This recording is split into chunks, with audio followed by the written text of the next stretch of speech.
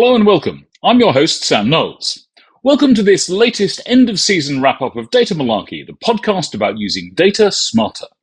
We've now completed 7 seasons of the pod, and this greatest hits episode is the 51st we put out since Data Malarkey sprung into the world, fully formed, back in March 2023.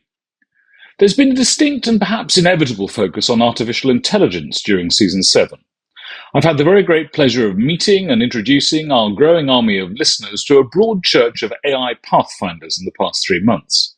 They've come from the worlds of academia, consultancy, advertising regulation and training. And for good measure, we've also spent time in the company of the researcher who's done more to help the world understand the psychology of kindness than anyone else, and the data whisperer, who also created the brilliant data puppets. Every one of them makes genuinely smarter use of data in their day-to-day jobs, making life clearer, more straightforward, and easier to navigate than before they left their dent on the universe. And as AI starts to take hold in more and more different domains, it's been really encouraging to learn that a common sense approach exists to using data better in the age of AI. This approach, rooted in pragmatism, application, and getting things done, promises to liberate us from the day-to-day and ensure that our work becomes more productive and more interesting. Let's start with Professor Sylvie Delacroix, who runs the Centre for Data Futures at King's College London and its Dixon Poon School of Law. We talked about the importance of humility and uncertainty in human dialogue and the lack of humility evident in almost all large language models so far. Here's Sylvie talking about the need for more humility markers in LLM's responses to prompts, if they're to become more human-like and so more useful. I was originally a classicist, and whilst I got irritated beyond measure by Plato and the Socratic dialogues, one of the things that I think is incredibly attractive coming out of that whole kind of corpus of many dialogues is the often repeated Socratic paradox that Socrates wants to find out the essential nature of truth or beauty or justice. So let's say it's courage. Let's say it's courage. He gets a general along and he says, "Well, general, tell me what courage is. I want to find out what courage is." And the general will be, somebody at the top of his game, top of society, leading armies in successful wars. And he'll give an example. And Socrates will say, "Well, that's all very well, attacking in a brave way. But what about running away? What about this battle when everyone ran away and that was a great strategy? That seems to be the very opposite of what you're saying." And the general gets tied up in knots by Socrates' clever argument. But the Socratic paradox of saying all that I know is that I know nothing, starting from a position of ignorance, even if you're very, very well informed in an area, but starting from a position of ignorance and being prepared to park prejudices and biases and prior knowledge and assumptions at the door. I hadn't heard the phrase before, but I'm stealing it. I'll credit you every time. But this phrase, I hadn't heard the phrase humility markers before we started talking. I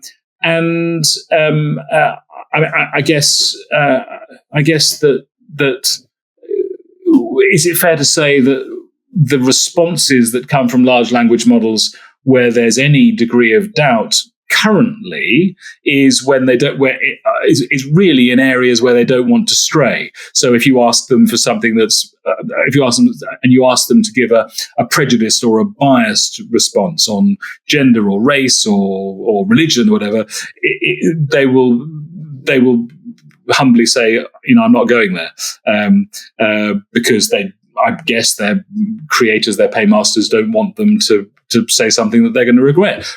But in my use of them, which clearly is not nearly as extensive as yours, but in my use of them, there's not much humility. Here's an answer, and some people say this and some people say that, and then you say, well, who's going to win the US election, or who's going to win? I don't make predictions. I'm an LLM, but are you beginning to see some of these humility markers appearing in the outputs of LLMs, or is it too early? Is that something that you're looking to engender through the work of the centre and other things? Yeah, so it does require a change in the structure of the incentives that are currently running through these large language models, right? So if the incentive, for instance, if they are designed to produce an output that is most liked by the user, which is the current way in which they're structured, then they're very unlikely to come up with much in the way of humility markers. So this can't be changed. This is not the structure of the incentives is not something that is untouchable. And so that's one of the things that I think is underestimated, is the extent to which these tools serve us and not the other way around. And what is quite remarkable is that because we have a participatory interface, because there are ways for us to feed back into the large language model, we can and should be thinking much harder about continuous feedback loops. So basically, can we build participatory interfaces that mean that groups of users, this is important, right? It won't work in all contexts, but in some contexts, can groups of users contribute to the continuous refinement of aspects of, for instance, the structure of the incentives or the way in which the model expresses uncertainty? Because this is not an easy thing. Like, imagine a group of GPs, right? They rely on the large language models, for instance, to assist them in perhaps considering a range of, for instance, likely diagnostic tools that they should be considering, right? And imagine that there's been progress and the large language model now communicates the output with some color-coded measure of confidence, right? So say you have like the top diagnostic tool that should really be considered with high degree of confidence is in red, and then it goes down to pink and white, perhaps, right? Now, you could say, okay, great. So you've communicated an output with some measure of confidence, which reflects the extent to which each, say, diagnostic tool comes up as a very prevalent, statistically likely thing to consider. But what if the output doesn't communicate the extent to which it might be incomplete? Yeah. So, for instance, this is something that's really important in healthcare. The large language model is not in front of the patient, right? So there are things that, by definition, the large language model doesn't know. It only knows what has been inputted, right? And so it could, for instance, another way of communicating uncertainty is to not just color code with different degrees of confidence various diagnostic tools, but also remind the GP practitioner saying, by the way, I am not in front of the patient, and please use your eyes and hands and ears to ascertain whether perhaps there's something missing in this list, because I don't have eyes, I don't have ears, and I don't have hands, right? So there's that. That's also a way of communicating uncertainty, but it's a different kind of uncertainty. It's a kind of reminder of incompleteness. Cecilia Dones runs the brilliantly named AI-focused consultancy in New York City, 3 Standard Deviations. She amplified Sylvie's perspective on uncertainty by addressing issues of trust and authenticity in online interactions. I mentioned that your research is focused on trust and authenticity signals in virtual environments. Can you talk to us a little bit about the issues of conveying and picking up on trust and authenticity in virtual environments, clearly when it's hard to know if those we interact with are even real or not, particularly in an age of large language models that act as conversational partners? Yes, very, very true. And thank you for the question. So for those listeners and watchers as well, that's a very fancy way of saying, I don't really know what's real online, and I have trust issues with the internet.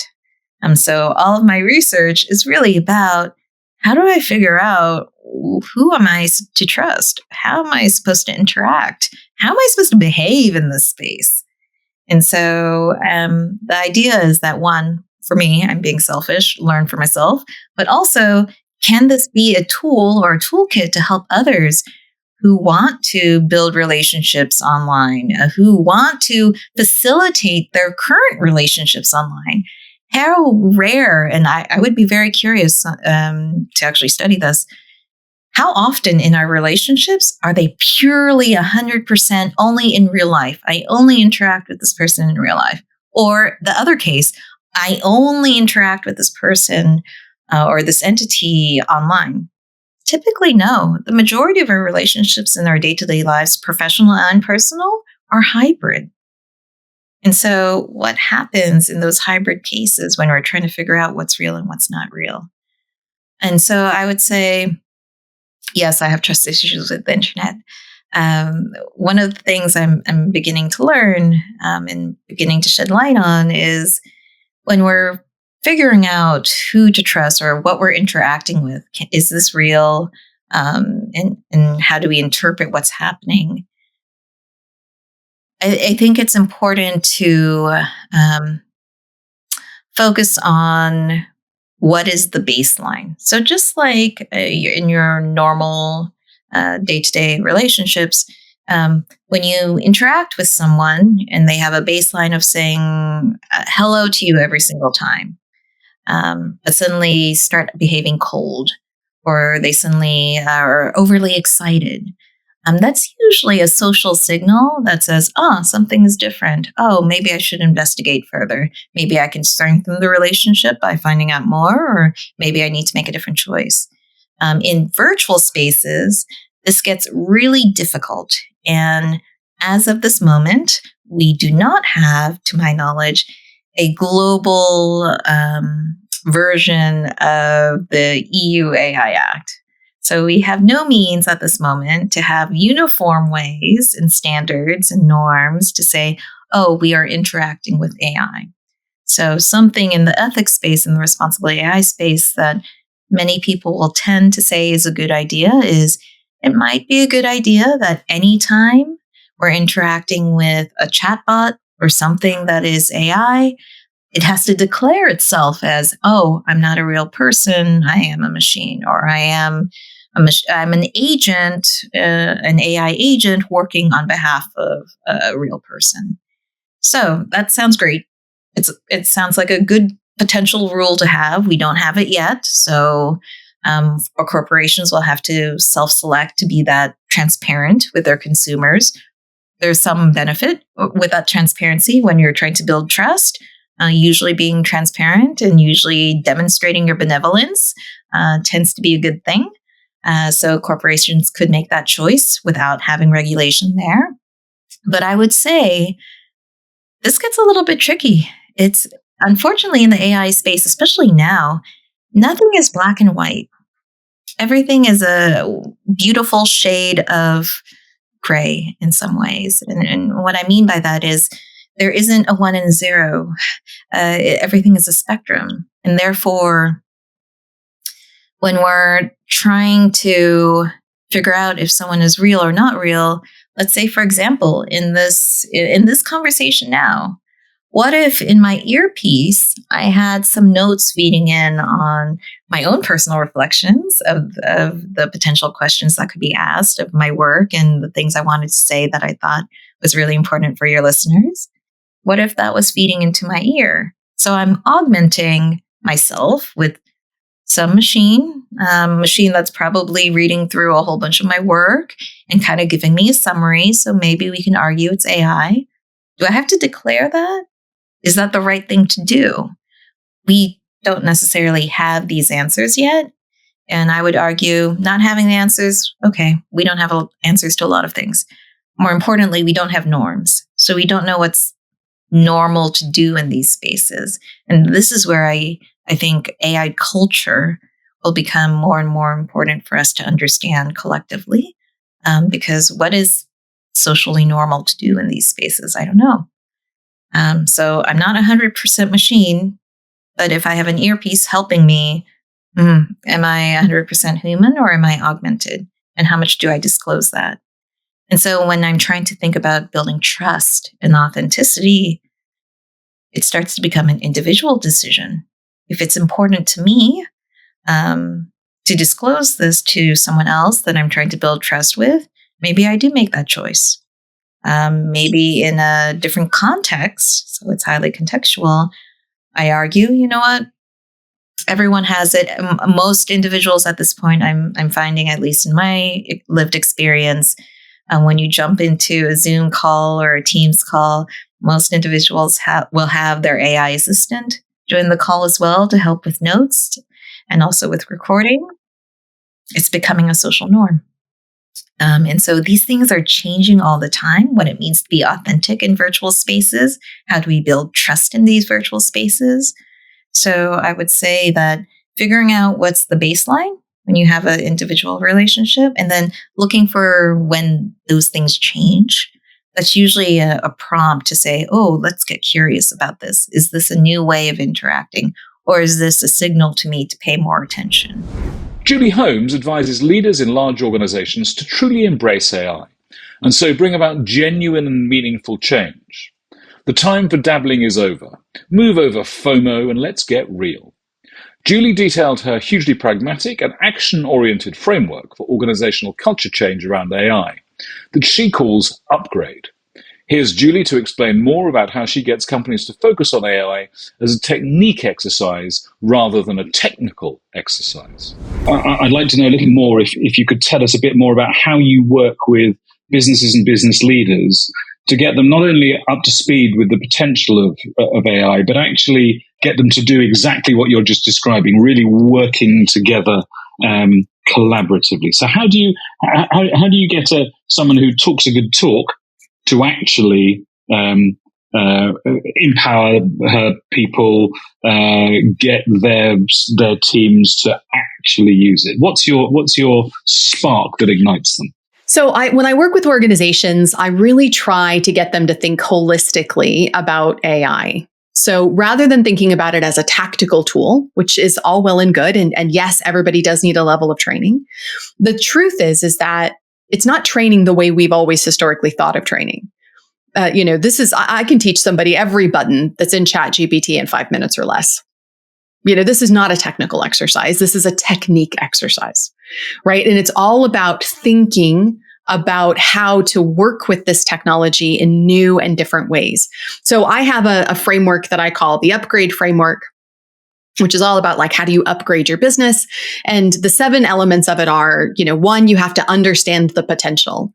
So as a leader, for example, if you don't understand what AI is capable of, how will you encourage, guide, and, develop your teams and your organization to embrace that technology? So there's a level of awareness that's required. Part 2 is to prioritize the opportunities. You could use AI for a lot of stuff. We describe this as a general purpose technology. It's like electricity. If I was to give you electricity and you never had it before, and I said, great, how are you going to use electricity in your business? And you'd be like, well, I don't know. I could use it for this. And you go, yes, you could. What are we going to use it for first?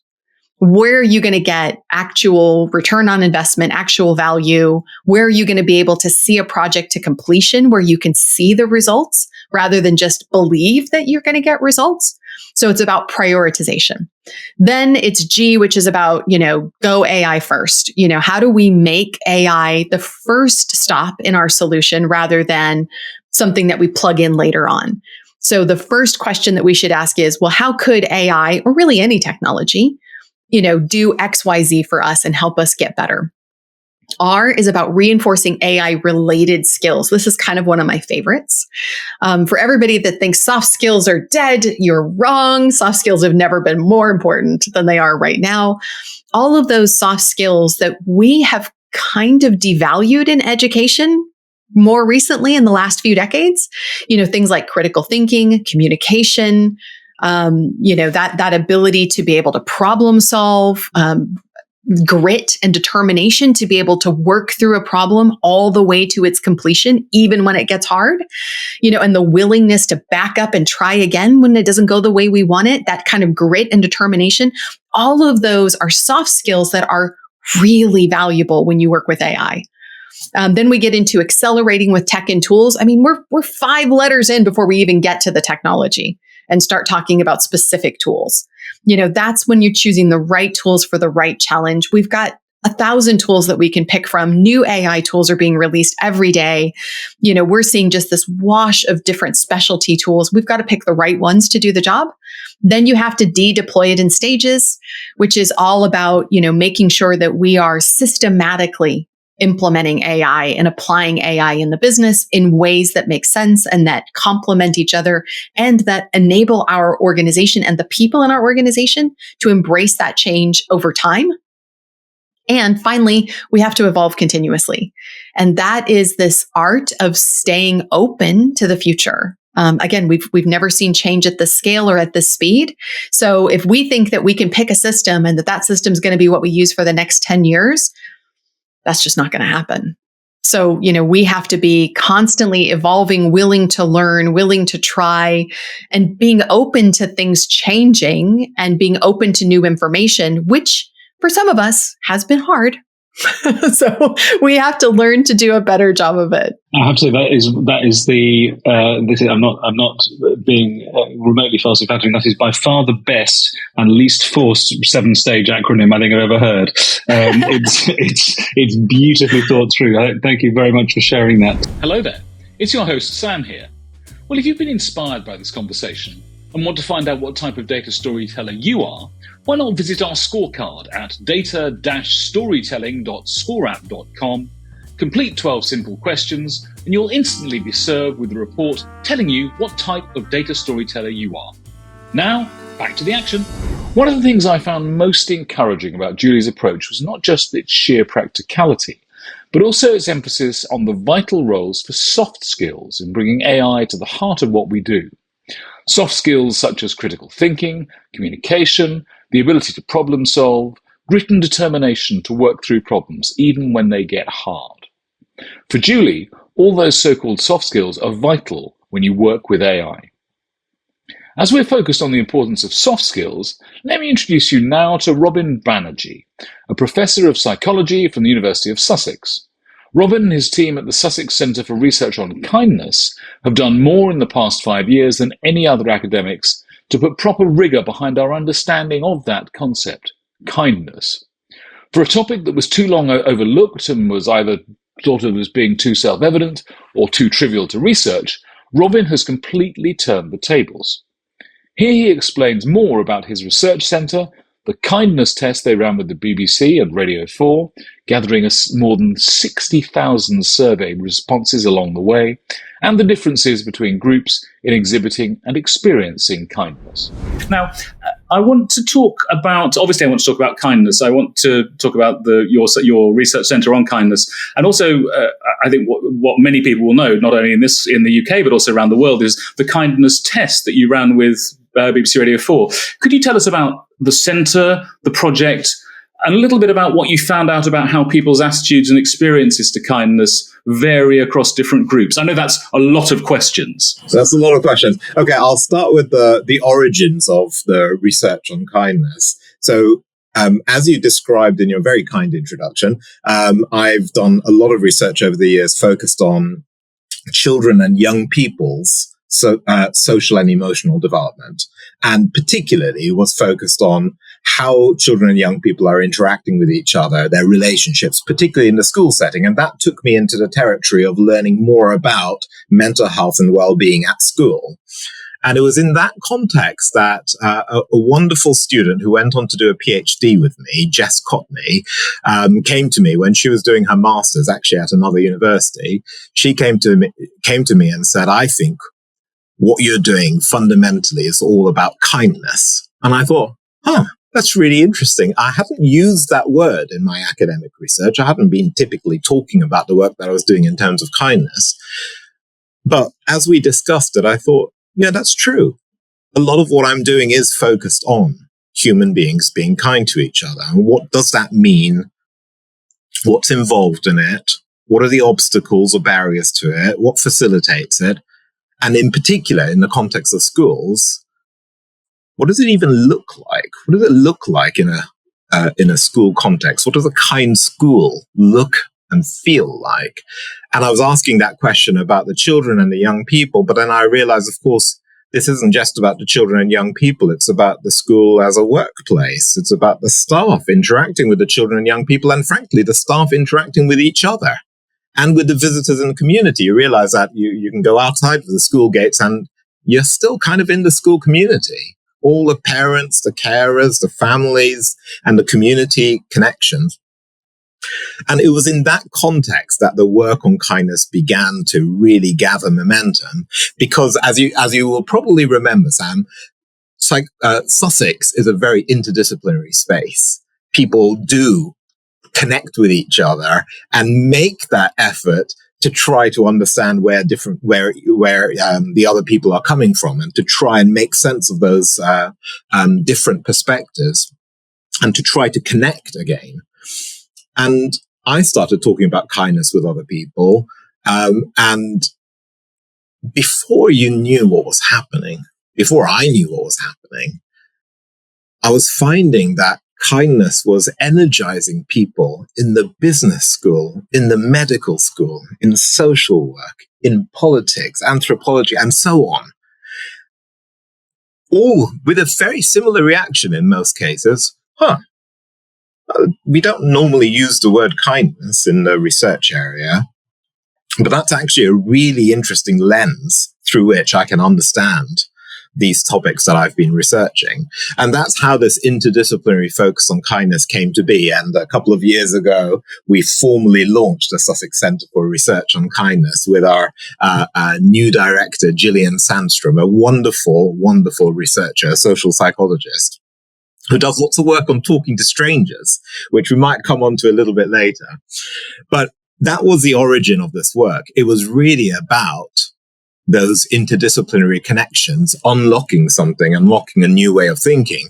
And of course, kindness is something that intuitively engages people. And that's what we found when we began working with the BBC, and particularly our wonderful Sussex alum, Claudia Hammond, who graduated from psychology at Sussex many, many years ago.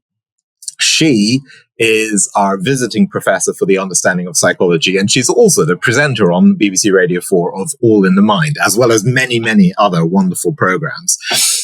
And Claudia and I hatched this plan to do a really large-scale survey.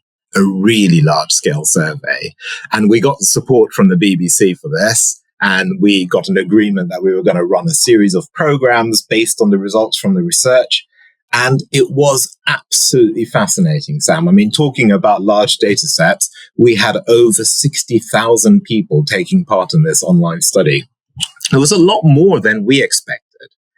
And I was really interested in that because I wasn't sure at the beginning, is this going to appeal to people? Are people going to be interested in this?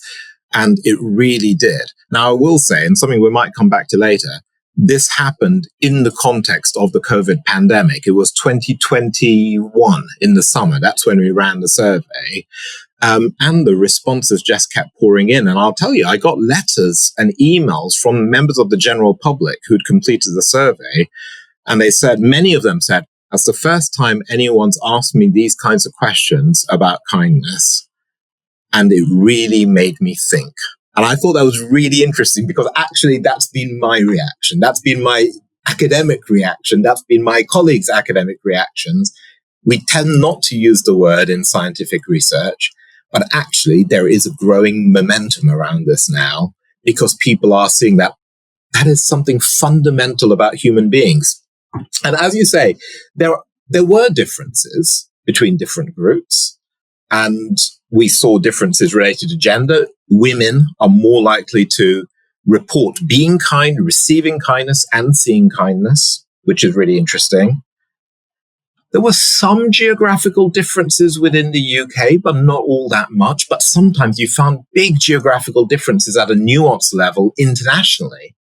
For example, when we asked, this was one of the things, Sam, when we asked about the impact of COVID, if they thought there'd been any impact of COVID on people's levels of kindness, the overarching message was, yes, absolutely.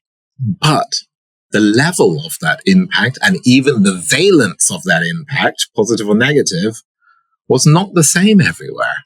So interestingly, in the UK, about 70% of people said that they felt COVID had made people kinder, more kind. And in the US, it was the opposite pattern. It was probably about half of that.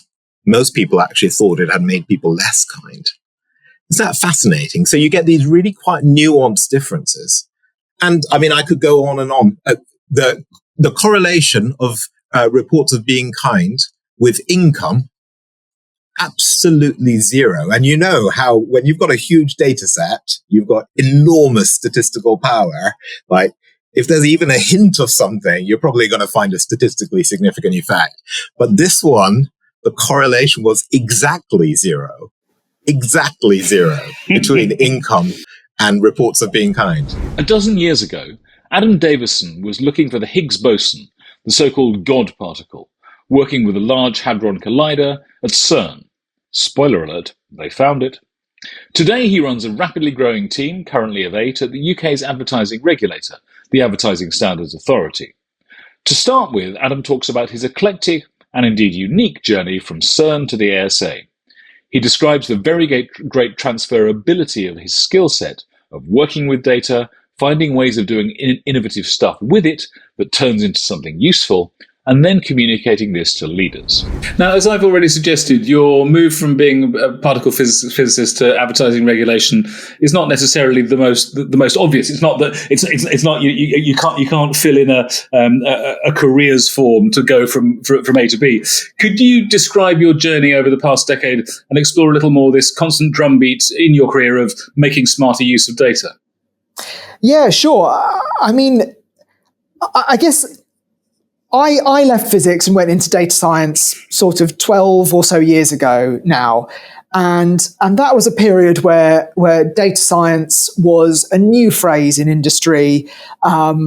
There weren't that many people doing it. And because it was new, there wasn't really an established career path. So a lot of people my age who got into data science did it by doing a PhD in something unrelated and just sort of happening to fall into it, get to the end of your PhD, not sure what to do. You know, in my case, I did a couple more years as a postdoc, but, you know, at some point you decide that maybe the career prospects in academia aren't there for you, or, you know, it's just you want to change, whatever it is. And you find yourself, we found ourselves falling into these data science jobs in industry. And it was very lucky because, you know, having not gone into the PhD with any expectation that it would create opportunity for me, I did it because I was really interested in physics. But when I got to the end of that bit of academic work, you know, I found that the skills that I'd learned in that process were suddenly very much in demand in industry. There were lots of companies that were looking for people who knew how to write code to analyze really large data sets. And that's exactly what I've been doing. So what I found was that surprisingly, the difference between PhD high energy physics research and working in e-commerce was not as big as you might expect for a data scientist, that actually the sort of the skill, although the data comes from a different place, the day-to-day, the things that you're doing, the skills that you needed were the same. And so for me, I found that transition much easier than I expected it to be. I realized that I was someone who really enjoyed problem solving. I really enjoyed working with data. And more than that, I enjoyed turning data into action somehow, right? So not just the process of looking at the numbers, but how can I do a piece of analysis? Yeah, I can feel good about the fact that I've done something clever and I've turned these numbers into something. But for me, how do I then make that into some kind of action? How do I turn that into something useful for someone that they're going to use to take decisions or whatever? And so I made this transition into industry in that sort of search for a different way to apply my skills. If I'm completely honest, then not at the time through any sort of grand planning, because I didn't know what I was looking for, just through sort of seeing what was available, me going for an interview, quite liking the people, taking the job, and then, you know, and going from there. But yeah, so I think that sort of summarizes my career really, is that I've always liked that process of working with the data, finding ways to do innovative stuff with it that turns into something that's useful. And I've been very lucky. I think it's a really lucky aspect of working in data that those skills are very transferable between different sectors, which gives you that opportunity to change. And I found that really valuable because, you know, just sort of the culture of how different organizations operate, the things that you learn from working with different people, you always pick up new ideas, new ways of doing things that then, you know, that take you forward. They change your way of thinking about things and make you better at your own job. So yeah, it's been a really interesting process, and yeah, I've been lucky enough to do academia, startup, a publisher, and now into regulation. Adam goes on to explain how he and his team have built an automated ad monitoring system using AI and machine learning, capable of monitoring not only all online advertising, but also influencer marketing. This huge growth area often blurs the line between organic recommendation and commercial, paid-for communication. Yeah, sure. So, influencer marketing is a sort of a whole other sector for us. It's, traditionally, again, if you go back sort of 20, 30 years before influencers existed, the ASA was really focused on paid advertising and we built up a whole load of processes around that. So this has been kind of an ongoing piece of work for the ASA to work out how to get to grips with influence marketing, how to be as effective in regulating it as we are in paid advertising. Big issue you highlighted is disclosure. We think it's well, I was going to say we think it's important. I mean, it's also legally a requirement that if you're an influencer and you're advertising something, you're being paid to promote something, that you make it clear to consumers that it's a paid advert. Otherwise, people are misled into thinking this is simply an organic recommendation for a product, when in fact it's not. Somebody's been paid to promote something. Obviously, again, this is another thing that comes with the problem of scale. How many influencers are there in the UK? I don't know, but probably tens of thousands, maybe more than that, when you start to get into people sort of like have a particular niche and all the different social media platforms that all have their own set of influence, their own sort of culture around it. So yeah, this is a challenge for us, is how do you monitor disclosure? Again, you have to start to bring some degree of AI and machine learning into this because the amount of content is so huge. So it's another area we work on. We work very closely with the team, the compliance team that focus on this. And again, it's really about how do you help them focus down onto the problematic content more quickly. I think one thing I should probably emphasize through all of this is that we don't try to replace human decision making through our use of AI at the ASA. Advertising regulation in particular is very nuanced. There's a sort of inherently, whether whether someone's misled or whatever the issue is, always comes down to how would someone seeing the ad perceive it. That's a very human question, right? That's very hard to answer there. And also, even as a human, quite hard to answer, because, how would someone who's different to you feel about it? How would they interpret it? Trying to get that diversity of views is a real challenge. So definitely what we don't try to do in our work with machine learning is somehow sort of magically replace that human expertise. So, in my previous example, I talked about cutting down the number of ads that we show so the experts can have a more tractable set to look through to make a decision. It's exactly the same with influence marketing. Influencers often produce huge amounts of content. A lot of it is them walking their dog or, making a birthday cake or whatever it is. And then occasionally somewhere in there is slipped in, here's this product that I want to show you. So a lot of what we do is helping the teams that want to assess whether influencers are being compliant or not. So where we do quite targeted work where when there's intelligence that suggests an influencer isn't following the rules, start to get some of their content and filter that down so the experts can see, here are some examples where they may have broken the rules, and then they can go in, assess that, try to put together a consistent picture, and go from there and decide what the best way forward is. But yeah, absolutely, it's another area where we find that the sort of the AI machine learning is indispensable, and to be honest, it has just become the new normal in terms of how we approach that, to the extent I think now, if we look back at how we worked before, we would think, well, in some ways that was obviously never going to succeed in a sense. This is just essential in order to be an effective regulator. Yeah, the prospect of keeping up with, and I only use this phrase to be gently playful, but keeping up with 10,000 Kardashians and what they are and aren't disclosing would be one, soul destroying, and two would bankrupt the advertising industry if you would need to do that. But I guess what is brilliant about the systems that you're building is that AI is kind of apart from I guess data costs and the rest of it is inexhaustible. You're not going to tire out the algorithm. The algorithm's going to carry on and on and on in a way that humans would have given up many times before. Scott Taylor is a seasoned data storyteller, the author of the 2020 book Telling Your Data Story. He has an established track record for pricking the pomposity and jargon-heavy world of ineffective data storytelling in innovative, relatable, and dynamic ways. To round out this greatest hits of Season 7 episode, here Scott tells me all about the comedy gold of his data puppets. Buckle up for tales of cat sultans from Meow Kinsey, as well as his retelling of a farmyard classic, The Little Red Data Hen. Now, talk of dramatic arts leads us very naturally onto the data puppets. Tell us about your data puppets. So data puppets are a group of characters that I created a couple years ago that I'm having a ball with. There's a series of videos and more to come there. If any of your viewers want to see it, just Google the term data puppets. I'm that confident. I did that. That's what inspired me a few months ago to do more of this.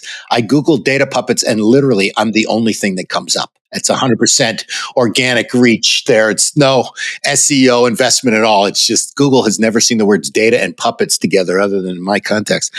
You can also go to datapuppets.com, but it stars the CDO, the chief dog officer, who is trying to manage enterprise data in his organization. He hires a catsultant from McKinsey.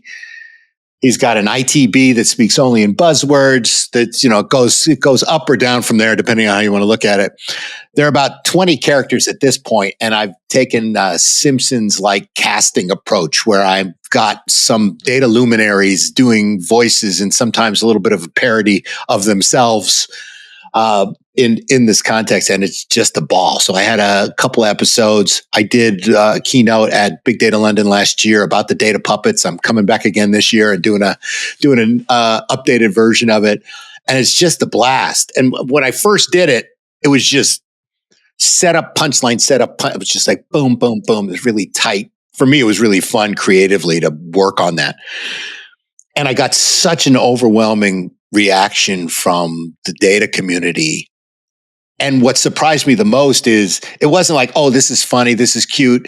The number one reaction I got was, this is just like my life. I had people say, I just texted this link to a friend of mine to explain to them, this is what I do for a living. I'm like, these are puppets just arguing and talking to each other, a cat and a bird and a dog. But somehow I seem to tap into the angst of the data space. And through these characters, you can kind of, like what I like to say is get to the funny faster and really just kind of accelerate the discussion. And the ridiculousness of it is, I mean, it's funny. It's one of those, it's funny because it's so true. So more to come on those. The epic that I'm doing is called Journey to the Center of the Single Version of the Truth. The greatest data story ever told. And it follows, it ends in a big musical number where they all sing G-I-G-O, garbage in, garbage out. And again, a bunch of friends help me with the music, and I've got plenty that I haven't even edited and pushed out yet, but it's a unique and interesting and hilarious yet informative view of the data space that's people find very relatable. Fantastic. I adore, as a cat lover, it's quite rare that actually my cat Quincy Jones doesn't interrupt a podcast. He's been on a few. But the idea of a cat sultan from McKinsey is comedy gold. Absolutely. It's great. I have to check these out. And tell us also, if you would, about the Little Red Data Hen. The Little Red Data Hen, which is very near to my heart because it's my grandson, Data Whisperer Jr. He comes over every summer. We live a little far away, so we visit on occasion. He came over, and I just had this idea for this book, the Little Red Hen, as we all know, who will help me make the bread, who will help me grow the wheat, who will help me, grind bake the flour and all that stuff. Just lent itself to an enterprise data manager looking for help to make better data for their organization, and the other parties, in sales and marketing and finance going, not I, says the sales cow and the marketing pig and the finance puppy. I've had a couple of people in marketing say, why does marketing have to be a pig? Well, I think it's cast quite well. So I read this little book to him, and he's adorable. I show it in all my keynotes. And I tell people, I show it at the end because I can't follow him. He just killed. He was 4 years old when we did it, and he's just adorable. And the prep was just pretend this is the greatest book you ever heard. That was it. That was all my instruction to him. But what came out of it, and the best parts of it literally are the spontaneous parts, because he was really listening. And he started asking questions that weren't in the script and having comments. And I had to, again, you're drama and improv, you got to be in the moment there. It's like, okay, I got to react to that. And that interplay for me ended up being some of the best parts of it. But it ends very dark. I won't give away the ending so people can watch it. But it's a blast. When I show it, I stay up on stage when I'm showing this video. And I know it by, every moment of it. But I just love watching folks across the audience, watching them react. What do they laugh at? What don't they? And when the ending comes, it's always like this big shock that folks have. And it's hysterical. So very proud of my grandson. He was recently named in the Data 10 under 10. So that's a big moment for him. Perfect. No, without giving anything away. So, but those lines, particularly the technical question. There's one technical question in particular he asks in that was entirely spontaneous, just because he was listening. He said, well, we talk about silos, and the line is, the data was, Little Red Hen was something along the lines of, she had a problem because her data was stuck in silos, and because it's on a farm, these were real silos. And he just says, "What's a silo?" And this little beautiful 4-year-old voice, "What's a silo?" And I have to explain it to him in some quick way, and that was not in the script. So you kind of see me, I know it, so one quick look, and we go back and forth. And then I fed him a bunch of lines, obviously, some of the technical stuff. Like he goes, "Oh, should you use a data mesh?" Which he didn't come up on his own. But it was so fun. And people just love it. My wife keeps telling me I have to do a new one. The next one, I guess, will be, it's tentatively titled The Emperor's New Dashboard. I feel like that one writes itself. Very good. We will wait for more of that and more of the data puppets, and maybe a Harry Shearer appearance on the data puppets. Who knows? Who knows? So there we have it, the greatest hits of Season 7 of the Data Malarkey Podcast. We're taking a spring break for May, and we'll be back with Season 8 on the 11th of June with a Data Malarkey First, an episode of the podcast recorded live from the conference stage. I'll be welcoming Nick Ratcliffe, Customer Experience Director of Volkswagen Group UK, the man responsible for all the data-driven insight and marketing decision-making for the brands VW, Audi, Seat, Cupra, and Skoda. We'll be talking together at this year's DataComms conference at the end of May 2025. And if you hear this before that conference takes place, and you'd like to come along and catch the event live, you can get a 25% discount on tickets using the code Data Malarkey Live. All one word, capital DML, when booking tickets online. Season 8 will also include guests from the worlds of sport, journalism, software, and biotech. So prepare yourself for the usual cornucopia of diversity and difference that is so much the hallmark of the Data Malarkey podcast. Thanks so much to Season 7's guests, to Sylvie, Adam, and Cece, to Robin, Scott, and Julie.